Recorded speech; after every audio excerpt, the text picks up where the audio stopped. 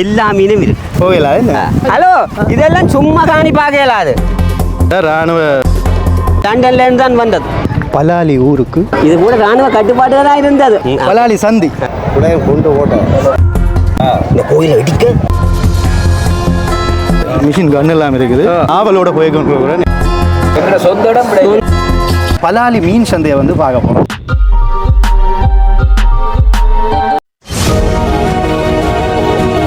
இலங்கை யாழ்ப்பாணம் பலாலி என்ற ஊரில் நிற்கிறோம். இங்கே வந்து ஆரோக்கிய மாதா கோயில் இருக்கின்றது. இந்த கோயிலில் 50 வருஷங்களுக்கு பிறகு மருதமடு ஆலய அன்னையினுடைய திருச்சொருவத்தை கொண்டு வருகின்றார்கள். அந்த திருச்சொருவம் எப்படி இருக்கிறது, அதனுடைய அலங்கார வேலைகள் என்ன, அது மட்டும் இல்லை இந்த கோயில் பற்றி நான் சொல்ல போகிறேன். இந்த ஊராக்களோடு நான் கதைக்க போகிறேன். இந்த ஊர் இப்போ தான் இராணுவ அதி உயர் பாதுகாப்பு வலயத்திலிருந்து சிறு பகுதி விடப்பட்டிருக்கிறது. இந்த ஆலயமும் அந்த உயர் பாதுகாப்பு வலயத்துக்கு தான் இருக்கிறது. அதுவும் கொஞ்சம் நாளைக்கு பிறகு தான் விட்டுருக்கணும். ஸோ இந்த காணொலியை முழுவதுமாக பாருங்கள். விசிட்டர் யூடியூப் சேனலில் முதல் முறையாக பார்க்குறீங்க அப்படின்னு சொன்னால் மறக்காமல் சப்ஸ்கிரைப் பண்ணிவிட்டு இந்த காணொலியை பாருங்கள். சரி, இப்போ என்ன பக்கத்தில் ஐயா இருக்கிறாரு. ஐயா, உங்கள் பேர்? பேர்னாட் தேவரஞ்சிதம். இந்த பேர்னாட் தேவரஞ்சிதம் ஐயாவோட தான் கோயில் சார்ந்து பின்னணிகள் என்ன, இங்கே இராணுவம் இந்த காணிகளை மக்களுக்கு கையளித்தாங்க, இந்த கோயிலின் வரலாறு என்ன, இது சார்ந்த பல பின்னணிகளை ஐயாவோட நாங்கள் பார்க்க போகிறோம். நாங்கள் இப்பொழுது பலாலியில் நிற்கிறோம். இப்போ நீங்கள் பார்த்து கொண்டிருக்கிறது புனித ஆரோக்கிய மாதா தேவாலயம். மடு அன்னையினுடைய திருச்சொரூபமானது தற்சமயம் வர இருக்கிறது. சரியாக 3 மணிக்கு திருச்சொரூபத்தை வந்து கொண்டு வர போகிறார்கள். பாருங்கோ, அங்கே வரைக்கும் சோடிச்சிருக்கிறாங்க. இந்த நேரத்தில் வந்து இப்போ இங்கே வந்து சாரல் மழை பெஞ்சு கொண்டு இருக்குது. அப்படியே காற்றுன்னு பாருங்க. மக்கள் எல்லோரும் அன்னையினுடைய வருகைக்காக காத்து கொண்டிருக்கிறார்கள். இது கோயில் பலாலியில் அமைந்திருக்கிறது. நல்ல ஒரு பெரிய பிரம்மாண்டமான 2 கோபுரங்கள். அப்படியே கோயிலை பாருங்க.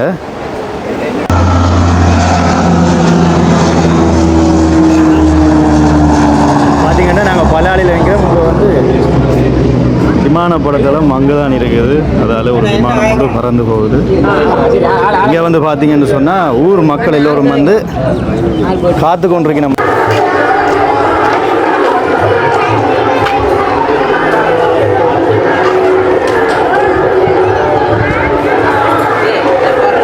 கோயிலுக்கு முன்னால் வந்து நான் நிற்கிறேன். இங்கே வந்து ஊராக்கள் வந்து நிற்கணும்.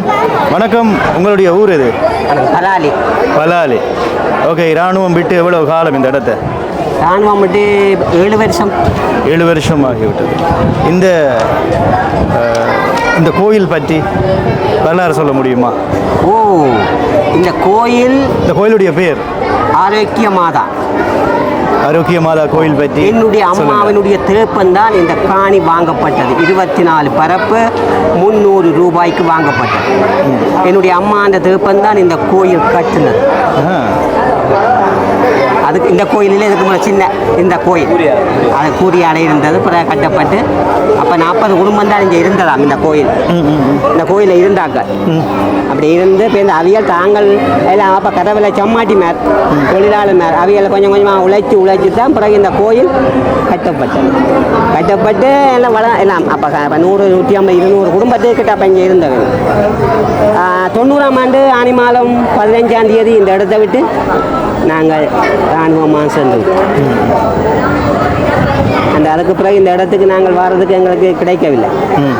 அதுக்கு பிறகு நாங்கள் 2010ஆம் ஆண்டு காணிக்க மாதா கோயில் மயிலிட்டி என்னுடைய அப்பாவுடைய கோயில். அந்த கோயில் அப்போ நாங்கள் அந்த கோயிலுக்கெல்லாம் வந்தோம். அப்போ வரைக்கும் நாங்கள் கேட்கசாதான் வந்து அந்த கோயில் பார்த்து இந்த கோயில் பார்க்க கிடைக்கவில்லை. அப்போ இது இராணுவ உயர் பாதுகாப்பு வலயமாகிறது. உயர் பாதுகாப்பு வலயமாகிறது. இது விட இல்லை. ஆனால் என்னமோ மாதாவினுடைய கிருபை என்னடா எல்லா கோயிலும் முடிக்கப்பட்டு விட்டது. காணிக்க மாதா, செபஸ்தியா கோயில், அந்தோனியா கோயில், பள்ளிக்கூடம் நாங்கள் பள்ளி எல்லாம் தரமாட்டோம். இந்த ஆலயம் மட்டும்தான். இந்த ஆலயத்தை இன்னமும் கடவுளுடைய முன்னார் செய்த பாவ புண்ணியமோ தெரியாது. பாவம் அது நல்ல நன்மை செய்திருக்கிறேன். நிறைய இன்றைக்கு இந்த இடத்துல இருந்து உங்களோட பேசக்கூடியதாக இருந்து அப்போ இதெல்லாம் விட்டு கொஞ்சம் என்னோட ஃபாரிஸ்ட் மாதிரி இதை விட சொல்லி இங்கே வந்து முதல் ஒவ்வொரு மாதம் 2 மாதம் அப்படியே பூசியல் வச்சு தான் கடைசியாக இது கூட இராணுவ கட்டுப்பாடுகளாக இருந்தது. இப்போ ஒரு கொஞ்ச காலத்துக்கு பிறகுதான் இது விடுபட்டு. அது எப்போ திகதி எப்போ இது இப்போ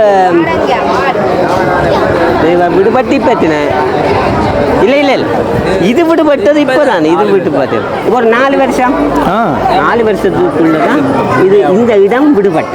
அப்போ நாங்கள் நிற்கிற இடம் வந்து ஒரு இராணுவ உயர் பாதுகாப்பு வலயத்தில் இருந்து 4 வருஷம் விடப்பட்ட ஒரு காணிக்குள்ளே நிற்கிறோம். முதல் இந்த வீதியால் வரையலாது அதோட வரியல் இருந்தது. இப்போ இந்த ஆலயத்துக்கு பின்னால் யாரும் போகலாது. அது முக்கியமான ஒரு விஷயம். போகலாம் அது உயர் பாதுகாப்பு ஆலயத்துக்கு பின்னால் இது ஒரு துண்டுக்கு தான் நாங்கள் நின்று கலைச்சி கொண்டு இருக்கின்றோம். அங்கால அவன் பாதுகாப்பு வழியும் பக்கத்தில் இருக்கின்றார். அங்கால போகலாம் அதுக்கு அங்கால எல்லாம் போகலாம். இந்த மதிலுக்கு அங்கால போகலாம் வீதியால் போயிட்டு வரலாம். வீதியால் போகலாம். அப்போ எத்தனை வருஷத்துக்கு பிறகு நீங்கள் இந்த திருச்சொருவத்தை பார்க்க போகிறீர்கள்? 50 வருடம் இந்த இடத்துக்கு. இந்த இடம் சொன்னால் நாங்கள் 25 வருஷம் நமக்கு தெரியாது, 75 வருஷம் நம்ம அப்பாக்களுக்கு தெரியும், 50 வருஷம், 75வது வருடம் இங்கே வரையில். ஏனென்றா இது 75வது வருஷம் பிரச்சனையான நேரமாக இருக்கணும். 75 வருடம் இங்கே வரவில்லை. 50வது வருடம் நமக்கு தெரியும். நான் சின்ன பிள்ளை 10 வயதாக இருக்குமென்னு நம்புகிறேன். 75 வரையில் நான் அப்போ மன்னாரில் நின்று அங்கே பார்க்கக்கூடிய சாந்தி எனக்கு கிடைச்சது. ஆனால் இன்றைக்கு 100வது வருடத்தில் நம்ம அம்மாவின் பாதத்தில் இருக்கிறோம். உங்களுக்கு ஒரு பார்க்கக்கூடிய வாய்ப்பு கிடைஞ்சிருக்கு.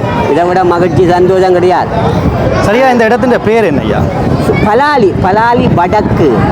இதுதான் பலாலி வடக்கு தான் ஊரின் பேர். பலாலி தான் சொந்த வசாவளான் வடக்கு பலாலி. வசாவளான் வடக்கு பலாலி. ஏன்னா வசாவளான் தெற்கு சைடில் தான் இருக்கு. இன்னும் காணிகள் 2000 ஏக்கர் கிட்ட விடாமல் நிறைய காணி இருக்கும். விட்டது சொற்பம், விடாதது எவ்வளவோ இருக்கு. குடிமணி என்று இருந்த பலாலியில குடிமணி என்றது விடுபடவில்லை. இது எல்லாம் சொற்பம். இதெல்லாம் உங்கள் எல்லாம் அரசாங்க காணியாக முந்தி தரையாக இந்த சவாரியால் எல்லாம் ஓடக்கூடிய அப்படி ஒரு இடமாக இருந்த நாங்கள். அப்படி கொத்த இடம் தான் இந்த இடம். இது மக்கள் பாவனையாக இருந்த இடங்கள் விடுபடவில்லை. அதான் இது விட்டாங்கன்னு சொன்னால் சொந்த இடம் எங்க பக்கத்துல எங்க சொந்த இடம். நாங்கள் காணியெல்லாம் விட்டாச்சு. நாங்கள் அகதியா பக்கத்துல அகதின்றது சொந்த நாட்டில் அகதியா இருக்கிறீங்க. சொந்த நாட்டில் அகதியா இருக்கிறோமா? சொந்த நாட்டில் அதுவும் இது கரைக்கிற இடத்துக்கு பக்கத்துல நம்ம இடம் போக முடியாமல் இருக்குங்க. சரி, வெகு விரைவில் உங்களோட காணி விடணும் என்று நானும் மாலாவை பிரார்த்திக்கிறேன். நன்றிகள். உங்களுடைய வாழ்த்துக்கள் எல்லாம். உங்களுடைய பேர் என்ன? பேர்னாட் ரஞ்சிதம். உங்களுடைய பேர்? உங்களோட பேர்? அப்புலிங்கம் தவநாதன். உங்களோட? ஞானசீலன். குடும்பமாக வந்திருக்கிறீங்களா? ஓ, இதெல்லாம் சொந்த பந்தங்கள் தான். எல்லாம் ஒரே பலாலி ஏரியா மக்கள் தான். எல்லாம் மச்சான், எல்லாம் உறவுகள் தான் எல்லாரும். நல்ல ஒரு தேவாலயம் படிவா இருக்கு, பார்க்க அழகா இருக்கு. நல்ல ஒரு வர்ணம் ஒன்று கொடுத்துக்கிறீங்க. வாங்க, என்னோட வாங்க, உங்களை தேவாலயத்தை காட்டுங்க வாங்க. என்னடா இவரோட கதைச்சன் இவர் எனக்கு ரொம்ப பிடிச்சிருக்குது. அருமையாக சொன்னார். உங்களுடைய வயது என்ன? எங்களுடைய வயது 58. 58. நான் பலாலி, அதாவது அன்னளவா இந்த மடு சொருவம், மருத மடு சொருவம் வந்து வெளிக்கிட்டு பலாலிக்கு வரும் வரைக்கும் பார்த்து கொண்டிருந்தோம். ஏன்டா இங்கே தான் மக்கள் வந்து இன்னும், அதாவது வன்னி பகுதிக்கும் போகும்போது பலாலிக்கும் வரப்போகுது. இது ஒரு முக்கியமான இடம். நீங்கள் இங்கே வலிகள் சுமந்து வேண்டி அதை பார்க்கணும், மக்களுக்கு அதை காட்சிப்படுத்தணும். இதான் அவை இந்த கோயில் பாருங்கள். ஆனால் நீங்கள் ஆரம்பத்தில் எப்படி இருந்திருக்கா? அது என்ன இப்படி இல்லை. இந்த மணியெல்லாம் லண்டன்ல இருந்து தான் வந்தது. லண்டன்ல இருந்து தான் இந்த மணியெல்லாம் வந்தது. எத்தனை வருஷம் பழமையான மணி இது வந்து இப்போ ஒரு வருடம் இல்லை, இப்போ தான் கொண்டு வந்தார்கள். இந்த மணி லண்டன்ல இருந்து கொண்டு வந்தார்கள். பாருங்க, இப்போ மக்கள் எல்லாம் வந்து சிறுவர்களிலிருந்து பெரியவர்கள் வரைக்கும் அந்த திருச்சொருவத்தை பார்ப்பதற்காக காத்து கொண்டிருக்கிறார்கள். வாங்கய்யா. இந்த திருச்சொருவம் பற்றி நான் அறிஞ்ச தகவல் என்னன்னு சொன்னால் மொத்தம் 2 சொருவம் வந்து கொண்டு வாருங்க. இன்னொரு சொருவம் முன்னுக்கு தங்கத்தில் என்று கேள்விப்பட்டேன். ஸோ அதை மக்களுக்கு காட்டுவோம் கொண்டு வந்திருக்கிறேன். இன்னொரு சொரூபம் மாதா சொரூபம். அந்த மாதா சொரூபத்துக்கும் பல வரலாறுகள் இருக்குது. அது ஏற்கனவே மாந்த பகுதியில் இருந்து மடு காட்டுக்குள்ளே கொண்டு வைக்கப்பட்டு திருப்பி யுத்த காலத்தில் அது இன்னொரு பகுதிக்கு போய் திரும்பி விடுதலை புலிகளின் ஏரியாவுக்கு வந்து அந்த யுத்த கதையை சொல்றேன்னு அங்கே வந்து திருப்பி மடுவுக்கு போனதான் இந்த இதுக்குள்ள கன வரலாறுகள் இருக்குது.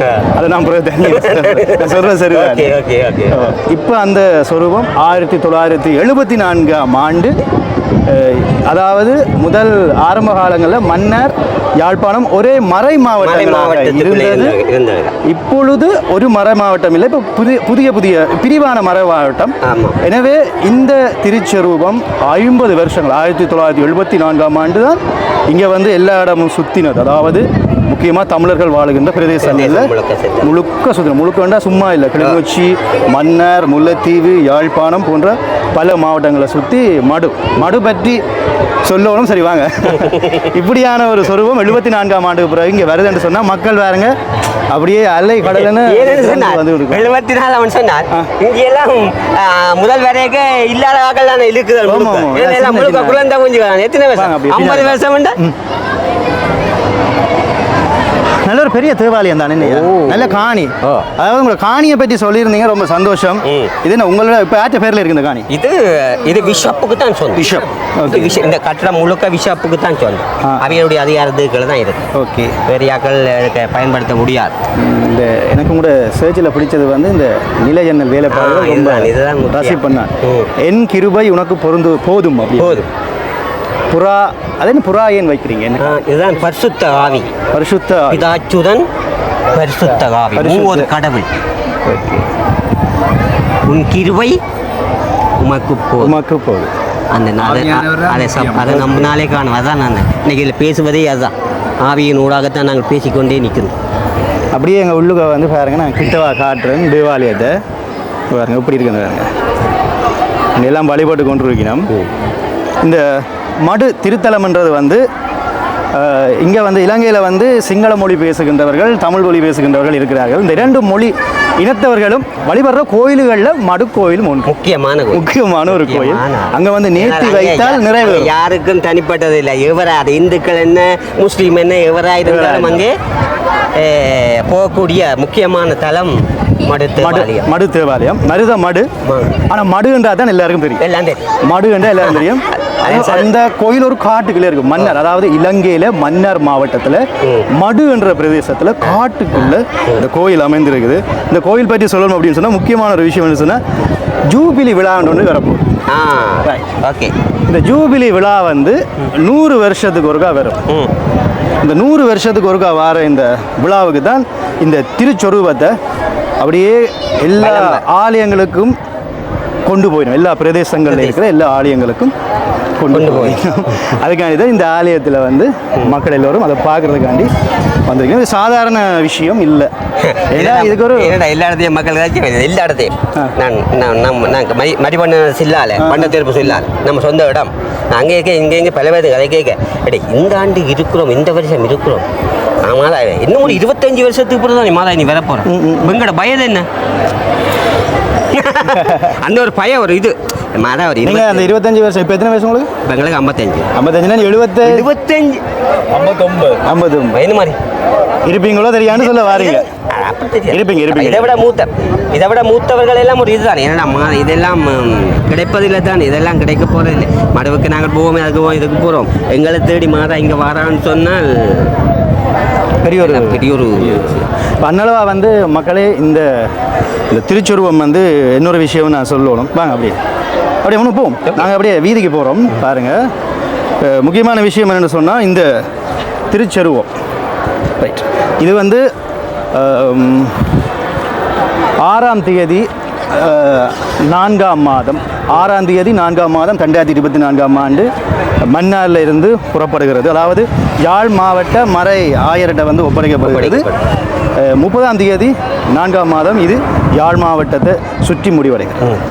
இன்று 10வது நாள் யாழ்ப்பாணம் வந்து 15ஆம் தேதி இங்கே வருகிறது. சரியா நான் சொல்றதெல்லாம் சரியா இருக்கு? இப்போ நாங்கள் நிற்கிற இடம் வந்து ஒரு இராணுவ உயர் பாதுகாப்பு வலயம் அங்கே இருக்குது. அதுன்ற வீதியில் நிற்கிறோம். இதுக்கு அங்கால போக இயலாது. தேவாலயத்தை அப்படியே பாருங்கள். இதுதான் அந்த தேவாலயம். இது ரோமன் கத்தோலிக்க. ரோமன் கத்தோலிக்க என்ன பார்த்தீங்கன்னா மேலே எல்லாம் ஒரு சொரூபங்களும் இருக்குது. நீங்கள் அழகாக பார்க்கலாம். இந்த கோயில் சேதமாக இதுதான் ஃபுல்லாக கோயில் இருந்தார் இல்லைங்க ஐயா. நாங்கள் விட்டுட்டு போயிருக்க இந்த 3 சிறுவம் இங்கே வரைக்க 2 கப்பலாவுக்கு பிள்ளைங்க கொண்டு போட்டேன். ஆனால் கோயில் சேதம் தான். ஆனால் மாதாவு சிறுவமெல்லாம் அப்படியே இருந்தது. ஒரு அதிசயம் தான். அது சொன்னால் நம்ப மாட்டீங்க. நாங்கள் காணொலி வந்து எடுக்கலையே ஒரு ஃப்ளைட் வந்து இப்படி நேராக வருது.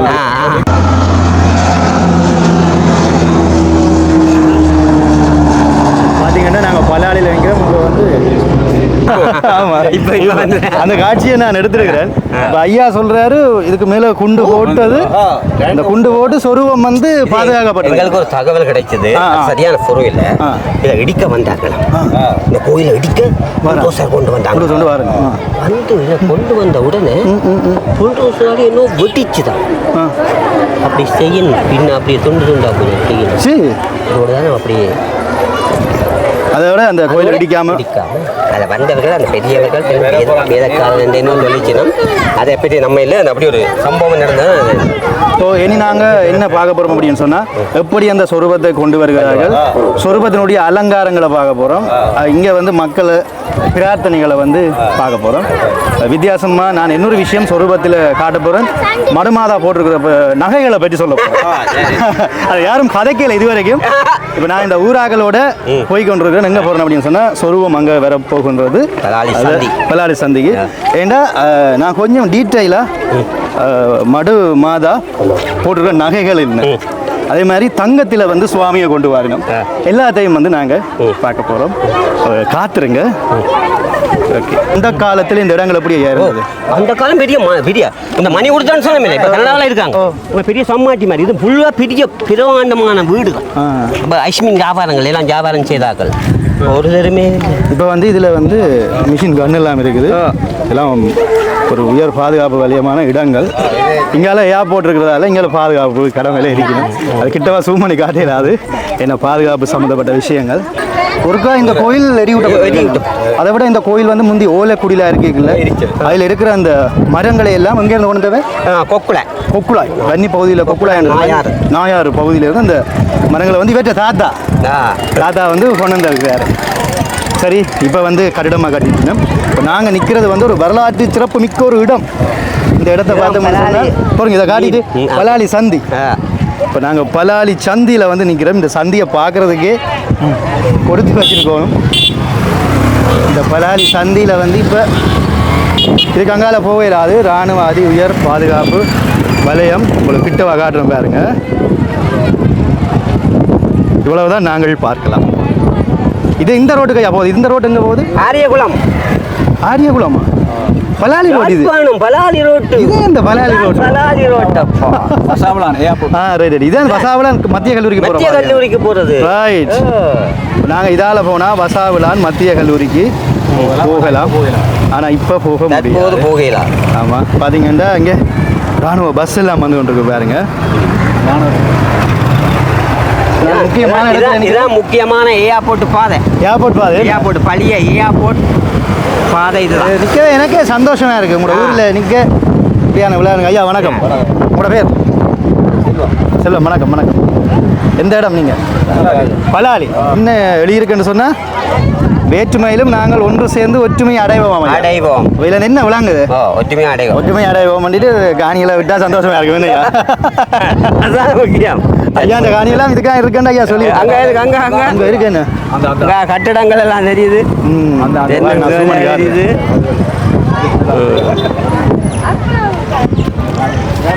நல்லா இருக்கு.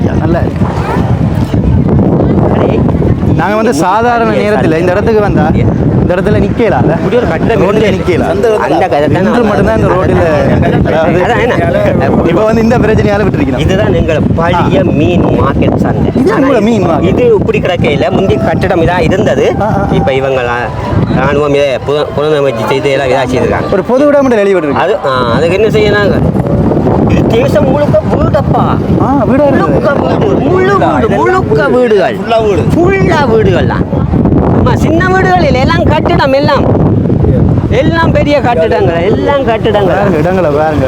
இதெல்லாம் இன்னும் எல்லாம் ராணுவ அதி உயர் பாதுகாப்பு வலயத்துக்கு தான் இருக்கு மக்களே. இன்னும் விடையிலாவே அங்கால கடலை பாருங்க. இதான் பலாலி கடல். என்னய்யா பலாலி கடல். இதால எங்க போகலாம்? இந்தியா போகலாம். இந்தியாவுக்கு போகலாம். பக்கத்தில் எவ்வளோ தூரம் இந்தியா? இதுல ஒரு 28 கிலோமீட்டர். பார்க்கவே ஆசையாக இருக்கு.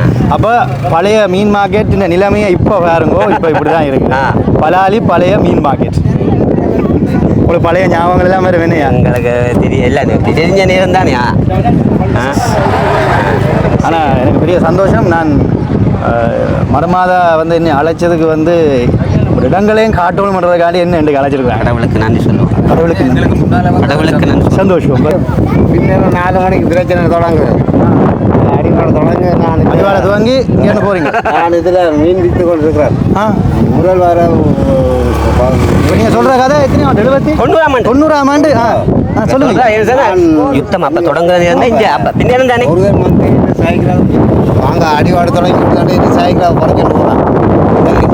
நான் குதிரை நிற்க செல் வந்து அதில் விழுவுது. அதோட வந்து கடையில் விழுவுது. பார்த்தேன் இனி நிற்கிறாது. அப்படியே சைக்கிளே விட்டுட்டு நான் ஓடிவிட்டேன். சரி, இவருக்கு ஏற்கனவே செல் விழுந்தா இந்த கோல். இது நான் 90ஆம் ஆண்டு படுத்துறையில் காவலில் வேலை செய்தேன். அப்போ இயக்கம் கோட்டை ரவுண்டும் கைப்பற்றி கொண்டிருக்கிறாங்க. அப்போ பின்னரம் பகல் கேவியை போட்டவங்க கெரியில் வந்து நோட்டீஸ் போட்டவங்க வடமராட்சியாக தென்மராட்சிக்கு போச்சது. அப்புறம் நாங்கள் ஐசிஆர்சி இருக்குன்னு நாங்கள் போகாமல் இருந்தோம். அவன் 5 மணிக்கு ஐசிஆருக்கும் அறிவிச்சு விட்டா நீயும் நிற்கக்கூடாது, நீயும் போ. அவனும் பொடிக்கிறதையும் பொடிங்க கொண்டு போட்டான். அப்போ நாங்கள் இந்த கூட்டாளி கேம்பஸ் படிக்கிற அக்கா அவள் வந்து என்ன கையில் பிடிச்சி கொடுத்தா உயிரெண்டான் தப்பு என்னோட வாங்கோ அதில் அழுகி போகும்ண்டு. நான் சொன்னேன் இங்கே ஒன்றும் நடக்காது. சரிண்ணா 6 மணியோட வந்து 2 குண்டு போட்டான். அதோட இந்த காலங்கையும் எல்லாம் போச்சு. வந்து அதுக்கு பிறகு இது 92 நடந்தது. 98 மட்டும் நான் அரசாங்கத்தில் சம்பளம் தந்து கொண்டிருந்தவங்க. அது பிறகு இந்த மச்சக்கரையை கல்யாணம் கட்டி ஊழியார். இப்போ நான் கல்யாணம் கட்டி இப்போ 25 வருஷம் ஆச்சு. இப்போ உங்களுக்கு பார்க்க போகிறீங்க. உங்களுக்கு அந்த வாய்ப்பாக கிடைச்சிருக்கு. சரி, இப்பொழுது நாங்கள் சுவாமி வர முதல் மீன் சந்தை, அதாவது பலாலி மீன் சந்தையை வந்து பார்க்க போகிறோம். அது இப்போ வந்து ஒரு நிலைமையில் இருக்குது. ஆனால் இவர்கள் எல்லாம் அந்த காலத்தில் இருந்தவர்கள். நாங்கள் அந்த மீன் சந்தைக்குள்ளே போய் கொண்டிருக்கிறோம் பாருங்க. மீன் சந்தை டூர் என்னையா? இதுதான் அந்த மீன் சந்தை. உள்ளே போகிறோம். இந்த வானமும் இடமும் பார்க்க நல்லா இருக்கா? அது எந்தைக்கும் இந்த பலாலி நல்லா தான். அன்றைக்கு இல்லை பலாலி மண். மலையாளிங்க சிவப்பு மண்ணை பாருங்க, நல்ல சிவப்பு. இதே கூட வாரம் எல்லாத்தையும் வரம் மீன் சந்தையை பார்த்துட்டு அப்படி அதால் வாரம். இதுதான் மீன் சந்தை. இப்படி இருந்தது. இது இப்போ கட்டப்பட்டது பதிவாக இருந்தது. உயர்த்தி இப்போ கிட்ட இது உயர்த்தி எப்படி கட்டணும்? அப்போ இது இருந்த தளம் தானே? இருந்த தளம் தானே. சின்னதாக இருக்கு உங்களோட சந்தை. இல்லை அங்கே பெரிய சந்தை கிடந்தார். இது பெரிய சந்தை. இது நீங்க ஏன் மீன் விற்கல? எவ்வளோ காலம் வந்து விற்கலாம் தானே? இப்பதான் பித்து கொண்டு தான் இருக்கிறா. மகதான் மாசு என்ன இதெல்லாம் முன்னி பெரிய மீன் சந்தை. கடலை பாருங்க. பலாலி கடற்கரை இன்று எங்களை அழைக்கிறது. பாருங்க, இந்த ஊர் ஆக்களோட இப்போ நாங்கள் நிற்கின்ற இடம் பலாலியினுடைய கடற்கரை. நாங்கள் பலாலி சந்தி பார்த்தோம், பலாலி கடற்கரை, அது சார்ந்த கதைகள் எல்லாம் அவர்கள் சொல்லியிருந்தாங்க. இந்த கடலுக்கு ஒரு கதை சொல்லுங்க எனக்கு. கடல் இந்த வரலாறு என்ன? அழகா இருக்கு இந்த கடலை பார்க்க. கடல் இந்த என்ன மீன் பாடும் கூட இங்கே எல்லா மீனும் இருக்கு. ஒட்டியோரா, விளமீன், பாறை, சுங்கன், கழுகு, ஓரை எல்லாம் சூடு எல்லா மீனும் வளமும் எல்லாம் வளம் பொழிஞ்ச தேசம். நல்லா கடை காணியாங்க உங்களை காணி விட்டுட்டாங்களே. இங்கே இல்லை கூட இல்லை. ஏனம்மா உங்களை காணி அப்படியே இல்லை? எத்தனை வருஷமா காணி விட்டு வெளியில் போய்? 35 வருஷம். சரி, மாதா வாராங்க வேண்டுங்க காணியை விட சொல்லி. அணைக்கு பக்கத்து இந்த கல் போங்க உள்ளே போங்களேன். இந்த அம்மாண்ட காணி இதுதான் நாம. ஆனால் இந்த அம்மா உள்ளே போகல, அது ஒரு நிலைமை. உள்ளே போனால் இன்னும் ஆகும். சரியால போகலாம், நாங்கள் உள்ள அதால போகலாம். கரை வழியே போகலாம், பெரியால போகலாம். ஹலோ, இதெல்லாம் சும்மா காணி பார்க்கலாது. இதெல்லாம் முழுக்க கட்டிடங்கள்லாம், எல்லாம் கல்வீடுகள்லாம், முழுக்க கல்வீடான இடங்கள்லாம் இந்த தேசம் எல்லாம். ராணுவம் வச்ச தென்னம்பள்ளிகள் எல்லாம் அங்களோடு செஞ்சு எல்லாம் வளர்ந்த பிரதேசங்கள். உங்களோட பேர் என்ன? என்ன செய்கிறீங்க? கடத்தல். நீங்கள் அம்மா உங்களோட பேர்? ராணி. ராணி. நீங்கள் என்ன பண்ணுறீங்க? வணக்கம் ஐயா. வணக்கம். எப்படி இருக்கிறீங்க? சுகமாக இருக்கிறீங்களோ? நல்ல சுகத்தோட உங்களோட பலாலி மண் பார்க்க நல்லா இருக்கப்போ உங்களோட மீன் மார்க்கெட்டை விடுவாங்களா? மீன் மார்க்கெட்டு விடுறேன்னு சொன்னால் நாங்கள் விடத்தானே வேணும். விடத்தானே இங்கே வேணும். உங்களுடைய பேர் என்ன? எனக்கு அகஸ்டின் துர்ராஜா. எப்படி இருக்கு இந்த உணர்வு? எப்படி இருக்கு பலாலிக்கு வந்து பலாலி என்ற 50 வருஷங்களுக்கு பிறகு திருச்சுருவம் வருகின்ற உணர்வு எப்படி இருக்கு? அந்த உணர்வு என்னென்னு சொன்னால், இது 50 வருஷத்துக்கு முன்னுக்கு எங்களுக்கு அன்னை வந்தவர் மடுமாதா வந்த பொழுது எனக்கு அப்போ 20 வயது இப்போ 34 வருஷம் இடம்பெயர்ந்து போய் அப்புறம் திரும்பவும் பலாலுக்கு வந்தது எவ்வளோ மகிழ்வு. அதுவும் அன்னையின் அழைப்போடு, அதாவது வந்து அன்னை எங்களை அழைத்து தானும் எங்களை அழைத்திருக்கிறேன், சந்திச்சிருக்கிறேன். அதை தான் நான் கூடுதலாக சொல்ல முடியும். சந்தை விடுபடும் தானே, காலப்போக்கிலே அது விடுபடும். உங்களோட காணி விட்டாச்சா ஐயா? என்னுடைய காணி இதுலேயே ஒரு காணி இருக்குது. இன்னும் விடையில? இதுலேயே ஒரு காணி இருக்குது, மற்றது அங்கே இருக்குது. இல்லையா இப்படி ரோட்டால போய்க்கலாம் கூட காணியில பாதிக்கல? இல்லை, கவலைகள் கிடக்கட்டும். என்ன கவலைகள் யாரிடம் இல்லை, மனிதர்கிட்ட எல்லாரிடமும் கவலை இருக்குத்தான். அது எல்லாம் ஒரு பக்கத்தால் வச்சு விட்டு நாங்கள் காலத்தை கொண்டு போக முடியாது. அந்த நேரம் பிறந்தாலே இவன்டா இராணுவ உயர் பாதுகாப்பு வலயத்துக்குள்ளே போயிட்டு சிறுவர்கள் எல்லாம் வந்து பூ வாங்கி கொண்டு போயிடும். அங்கே தான் பூ வாஞ்சவ, இதான் பூ வாங்கிச்சு. இவ்வளவு நேரம் நான் உள்ளே தான் இருந்திருந்தேன். கிட்டத்தட்ட 3 மணிக்கு வரும் என்ற சுவாமி இப்பொழுது 4 மணி 12 நிமிஷத்துக்கு தான் சுவாமியை கொண்டு வருகின்றார்கள். இப்பொழுது அன்னையின் திருச்சருவம் வந்த வண்ணம் இருக்கிறது. அதை பார்க்குறதுக்கு வந்து நான் ஆவலோடு போய் கொண்டு வருகிறேன். ஏன்னா நானும் இதை பல வருஷங்களுக்கு பிறகு பார்க்கின்றேன்.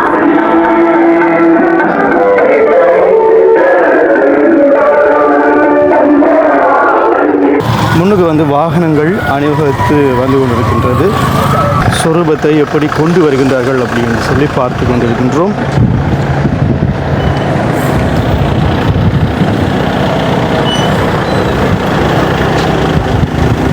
வாகனங்களிலே மலர் மாலையால் சூடி இதில் வந்து சொரூபத்தை வந்து வரவேற்கிற காட்சி, பலாலியில் வரவேற்கிற காட்சிகளை வந்து நாங்கள் பார்த்து கொண்டிருக்கின்றோம்.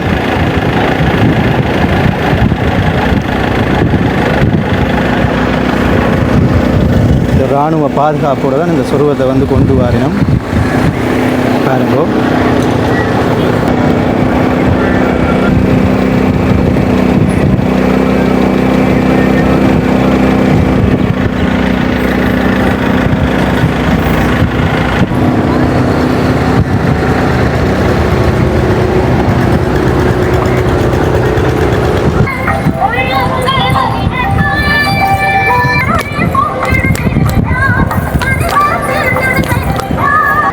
அங்கே வரைக்கும் மக்கள் சூழ்ந்து பார்த்து கொண்டிருக்கின்றார்கள். 50 வருஷங்களுக்கு பிறகு பாருங்கோ, பலாலி ஊருக்கு மடுமாதா திருச்சுரூபம் தற்சமயம் வந்திருக்கிறது. 2024ஆம் ஆண்டிலே வந்திருக்கிறது. இதுதான் பலாலி வீதி. இதால் போனால் நேராக வந்து ஆரிய குளத்துக்கு வந்து நாங்கள் போகலாம். இப்போ இந்த பலாலி சந்தியில் மக்கள் எல்லோரும் இன்று மடுமாதா திருச்சொருபத்தினை வணங்கி கொண்டிருக்கிற காட்சியை பார்த்து கொண்டிருக்கின்றோம்.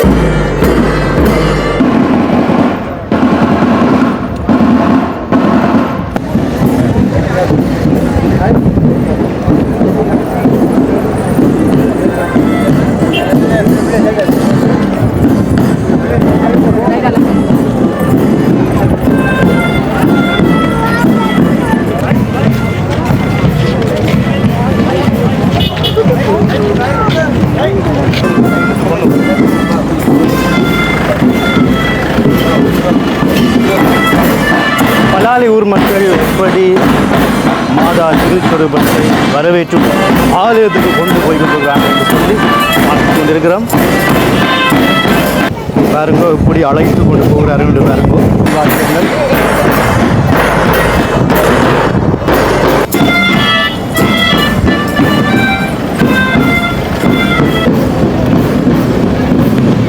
பின்னால் மக்களை பாருங்க. அப்படி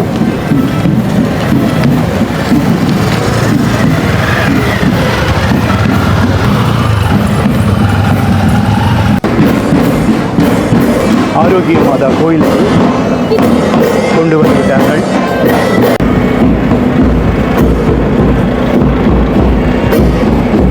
இப்போ அந்த திருச்சொருவத்தை வந்து ஃபாதர் ஒருவர் முன்னால் எடுத்துக்கொண்டு வருகிறார். இது தங்கம் ஃபாதர் இல்லை, தங்கம் முலாமா இல்லை முலாம் பூசப்பட்டிருக்கிறது. அது அங்கே தங்கம் கிரீடமெல்லாம் தங்கம் தான். என்ன மாதாங்க மாதாவினுடைய கிரீடத்தை வந்து நாங்கள் பார்த்து கொண்டிருக்கோம். கிரீடம் வந்து தங்கம், கழுத்திலே வந்து பாரம்பரிய நகைகள். இது வந்து நான் முன்னால் கொண்டு போய் காட்டு பாருங்கோ. காசு மாலை, அட்டியல், நகைகள் எல்லாம் போட்டு வெண்ணுற ஆடை. இந்த சொருவத்தை வந்து வெளியில் எடுக்க போயிடும். சொருவத்தை வரைக்கும் பாருங்கோ.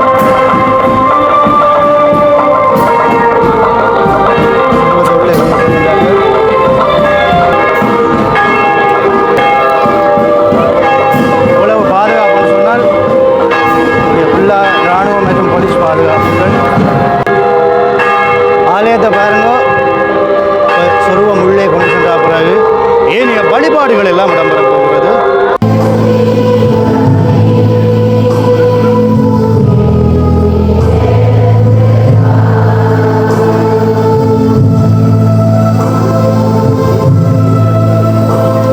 உள்ளே பூஜைகள் வந்து இடம்பெற்றுக் கொண்டிருக்கிறது. நீங்கள் பார்த்து கொண்டிருக்கிறீங்க.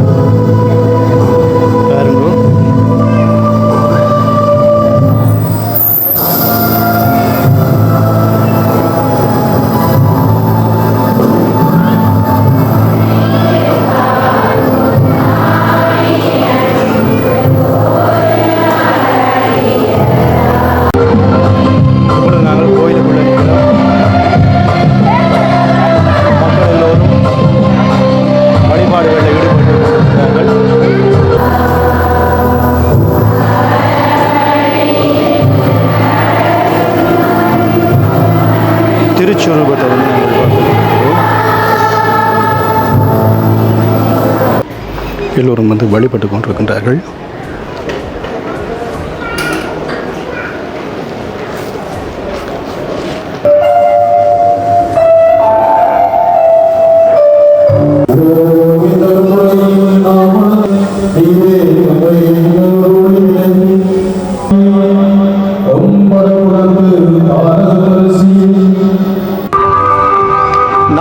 மணி 30 நிமிஷத்துக்கு மாதா சொருவத்தை உள்ளே கொண்டு வந்தார்கள். இப்பொழுது நேரம் வந்து 5:42 ஆகிறது. அது மாலை நேரம். அன்னளவா யாழ்ப்பாணத்தில் 42 தேவாலயங்களுக்கு வந்து மாதா சொருவத்தை வந்து கொண்டு செல்கின்றார்கள்.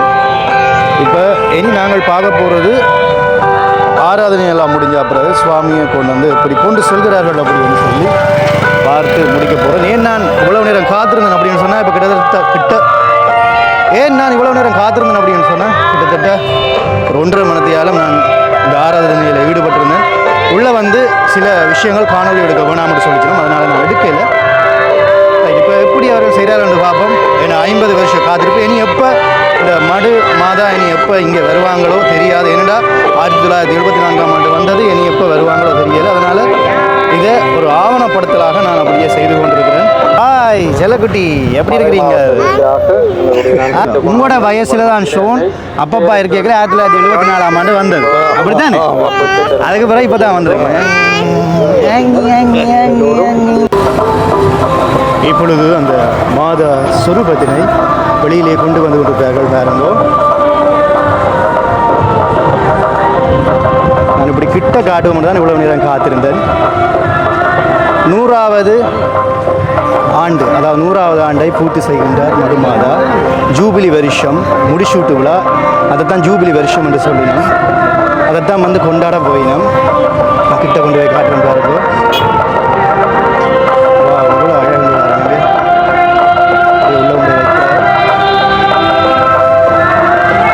ஜூபிலி வருஷம் மடு தேவாலயத்தில் எத்தனையாம் தேதி கொண்டாட போயிடும் என்று சொல்லி இந்த காணொலியின் இறுதியில் சொல்லுவேன்.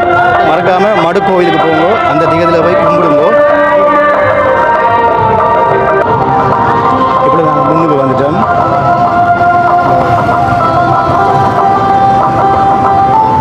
நின்றிருந்தேன். வெளிக்கிட போகிறார்கள்.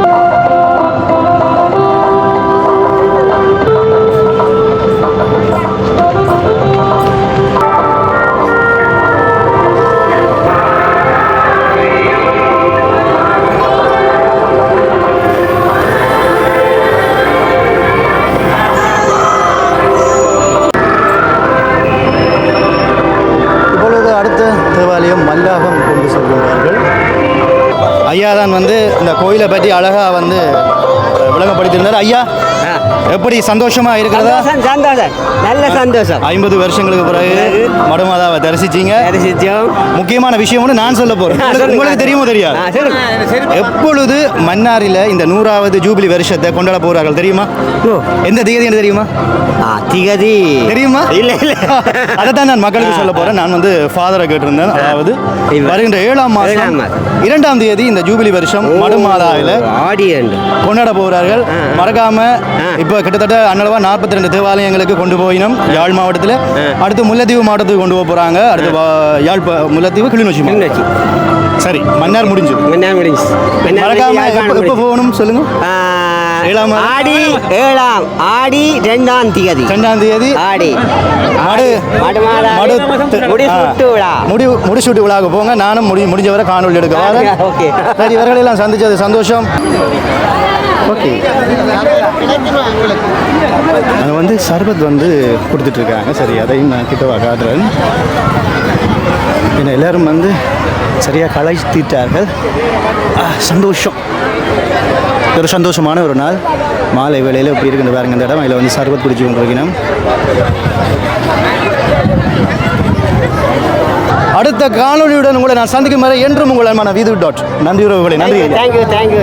நன்றி. மக்கள் எல்லாரும் வணங்கிட்டு நிற்கிறாங்க.